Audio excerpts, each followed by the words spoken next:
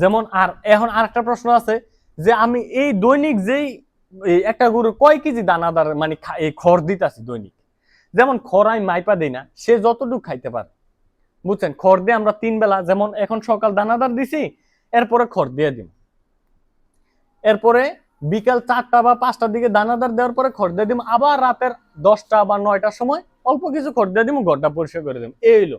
আর দৈনিক এমনি খড় যায় 6-7 কেজির মতো খড় যায় আমার দৈনিক একটা গরুর পিছনে।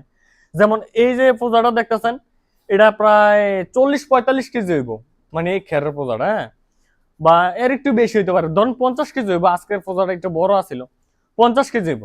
এই 50 কেজি খড় আমার 4 বেলা যাইব, যেমন এখন সকালে এক বেলা, বিকালে এক বেলা, রাতে এক বেলা, এবং তারপর দিন সকালে এক বেলা, অনেক মানে সুন্দর করে যাইব, বুঝছেন? এই 50 কেজি খড় আমার 7টা গরুর 4 বেলা যাইব, বা একদিনের বেশি যাইব, বুঝতে পারছেন?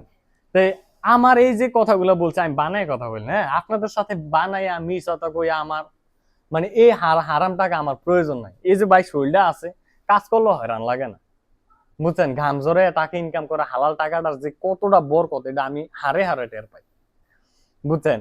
তো আপনাদেরকে মিছা টাকা বানায় করা আমার এটা পক্ষে সম্ভব না, বা আমি এটা কইতেও চাই না। যারা বিশ্বাস করবেন, যারা আমার ভিডিওগুলো ফলো করেন, আর আমি কারো জোরও করি না যে আমার ভিডিওগুলো দেখেন, হ্যাঁ।